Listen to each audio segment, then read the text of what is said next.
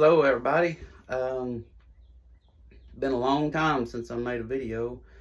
Uh, really wanted to for a long time. It's just sometimes it's hard to feel like you have anything worth saying, but it feels better when you get it out. So I do encourage other people to do this. I know that how much I learn from watching other people's videos. I mean, majority of what I watch on TV or my phone is YouTube videos that people like you or me have made, and has been very valuable just because they chose to not be afraid what people thought of their video and put it out there. And I think, well, if not me or you, then who?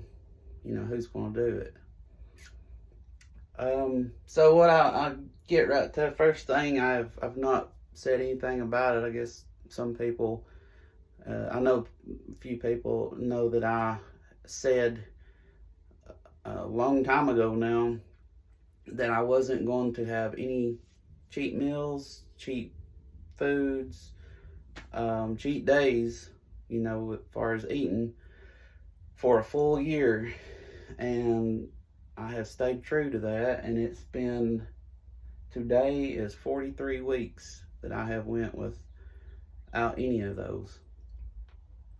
And the more I think about it, the more it's like, since I have been doing this so long, it gave me a different perspective on cheat meals, cheat foods. And it's really not, what I'm doing right now is really nothing more than eating normal.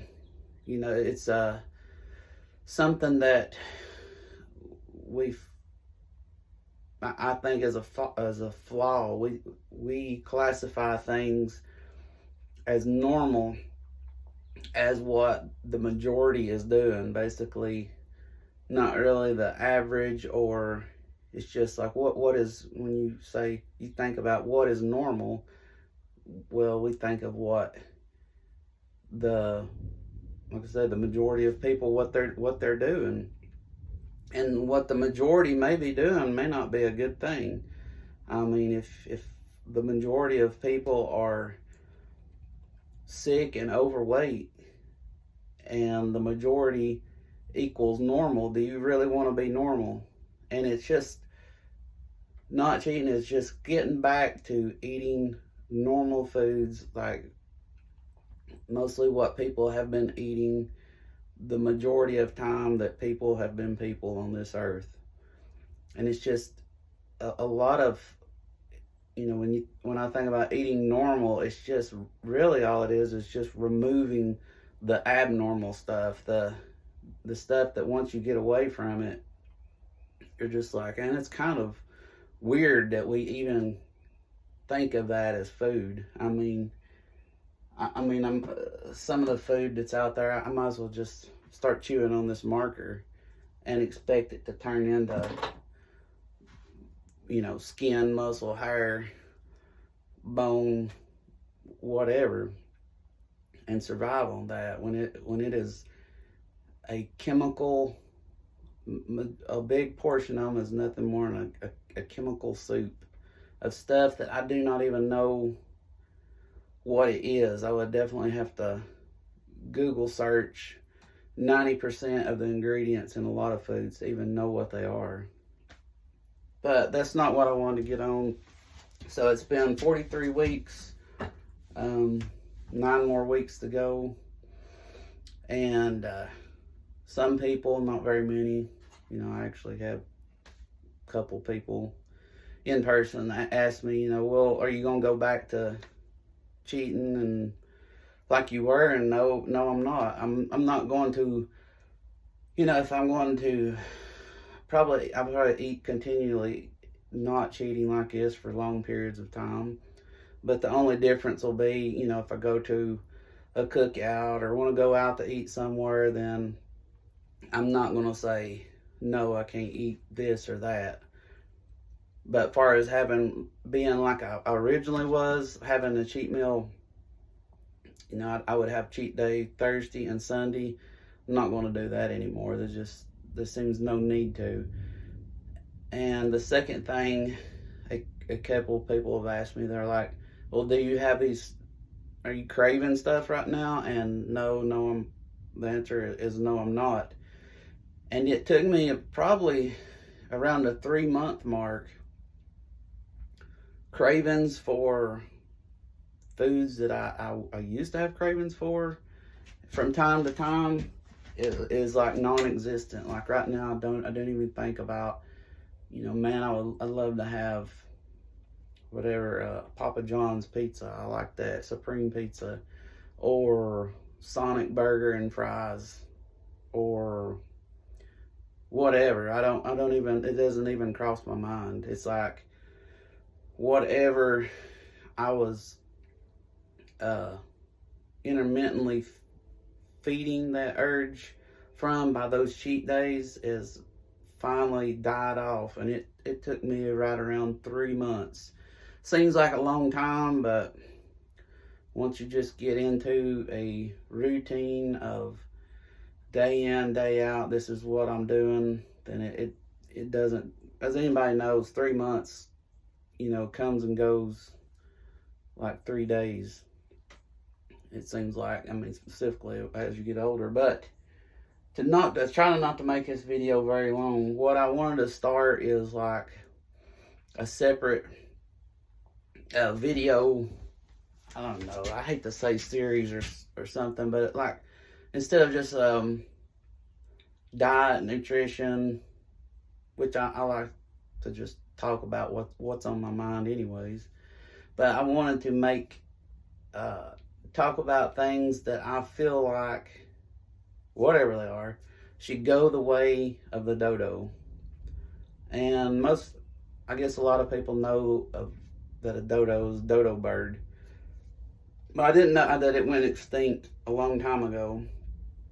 And I looked it up. It's a Wikipedia thing. It said it went, the last dodo bird was seen 1662.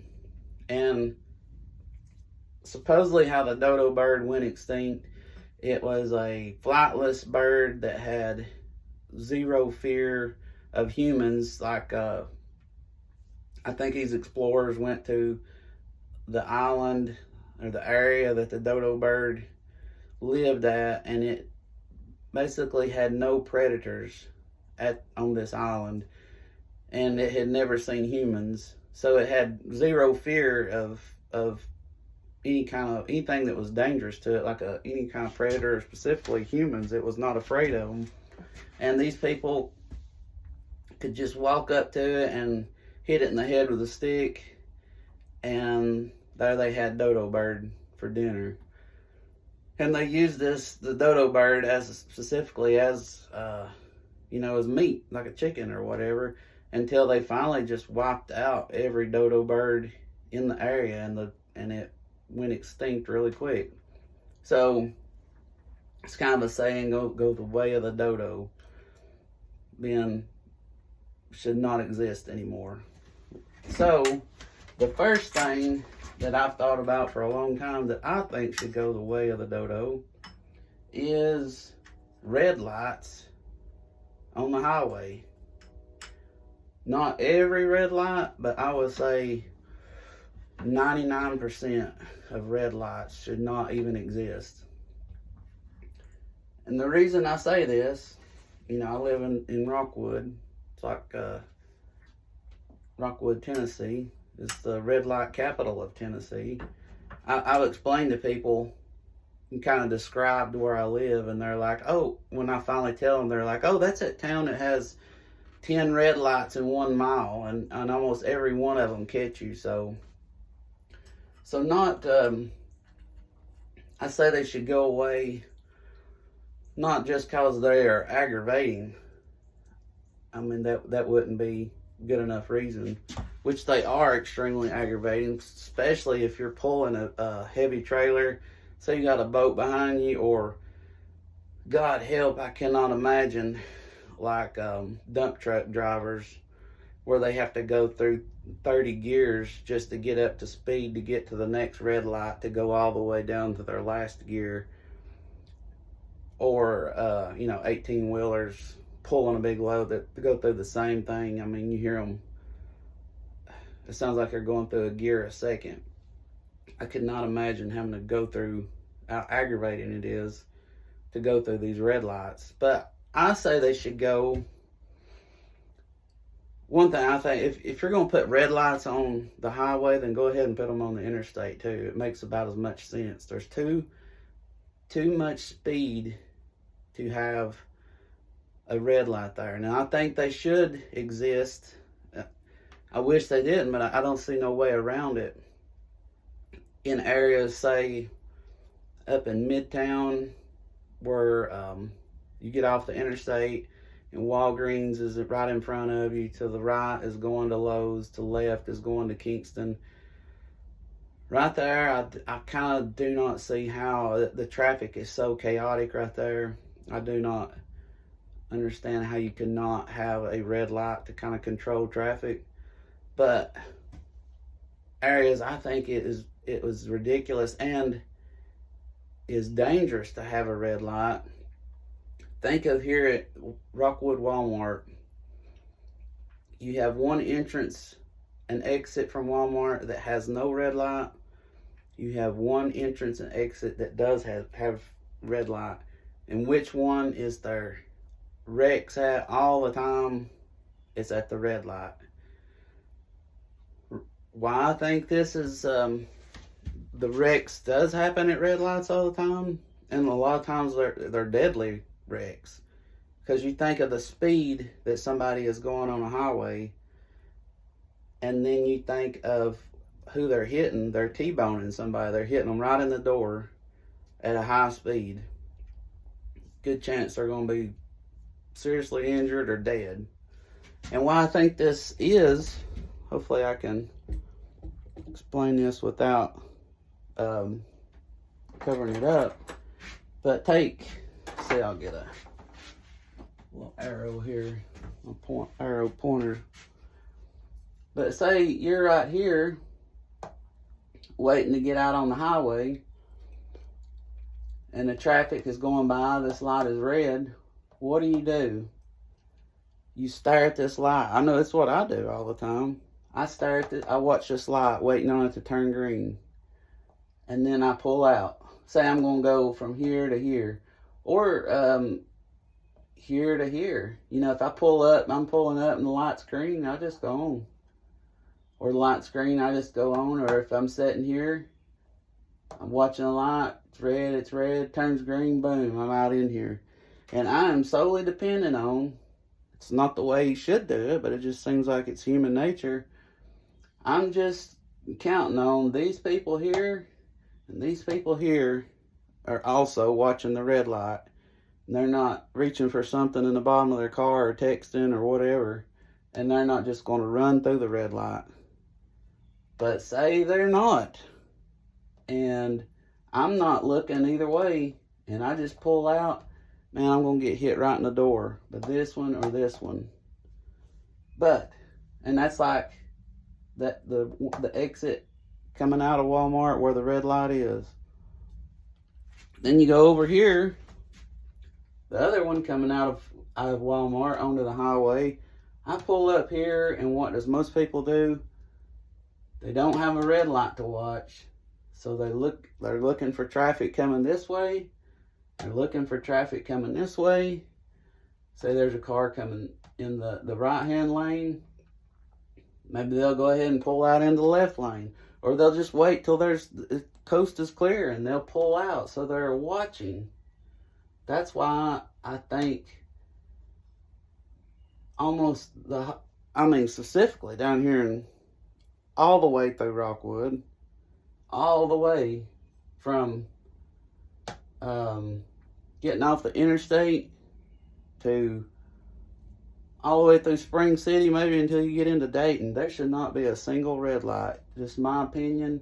If somebody can explain to me why we even need one, people will say, "Well, it's a dangerous intersection or whatever," or it's the excuses I've heard is that it's for the safety. When in fact, I believe it makes it more dangerous. I believe more people have been killed because of that thing on a highway than probably any other thing. Now, for anybody to listen to me and actually remove red lights, it would be, I mean, I couldn't imagine that happening, but maybe if one or two people listen to me and it's like, that makes sense, and then it kind of catches on, why, and then it creates a discussion, then I consider that a win. It would be great. Wouldn't it be awesome just to be able to travel that far nonstop? Especially you're pulling a boat or something. I mean, so much better, so much safer. But that's the first topic I had on my mind that needed to go. I feel like needs to go the way of the dodo bird. So I got a bunch of other ones to bring up, but that's the first one. So let me know what you think. If you if you care to, I'd appreciate it. Other than that, have a nice day. Thank you.